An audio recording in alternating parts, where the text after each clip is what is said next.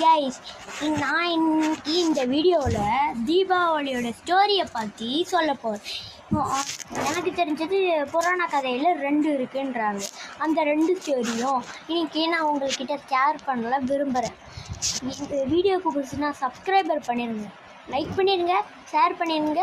உங்களுக்கு ஏதாச்சும் டவுட்னா கமெண்ட் பண்ணிடுங்க.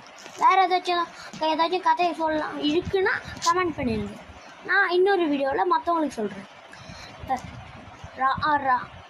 மொத புராணம் ராமன் அவர் வந்து ராவணனை அழித்து அவருடைய அயோத்தியா நகருக்கு 14 வருஷங்கள் வனவாசம் போயிட்டு வந்து திரும்பி அவர் நகரத்துக்குள்ளே போகிறனால தீபாவளின்ற.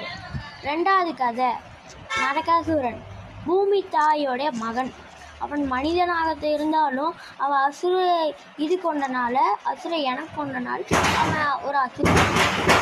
அவன் பிரம்மதேவர்கிட்ட ஒரு வரம் வாங்கினான். என்ன வரம்னா, இது யாராலையும் கொல்ல முடியாத வரம் வேணும்னு கேட்டான். அதெல்லாம் முடியாது பிரம்மதேவர் சொல்ல, இது நரகாசுரனோ சரி, எனக்கு எந்த தாயும் தன் மகனை கொல்ல முடியாது அப்படின்னு யோசித்து நரகாசுரன், என் தாயால் தான் எனக்கு இறப்பு வேண்டும் அப்படின்ட்டு இது நரகாசுரன் பிரம்மதேவர்கிட்ட கேட்டு, அதுக்கப்புறம் ஒரு தடவை விஷ்ணு இவர் அழிக்கணுமேன்னு சொல்லிட்டு அவர்கிட்ட சண்டை போடுற மாதிரி போட்டு வேணா மை உழுற மாதிரி உழுறாரு.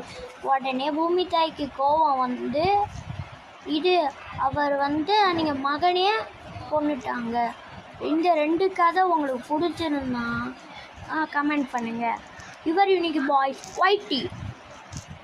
உங்களுக்கு நான் விடை பெறுகிறேன். பாய் பாய்.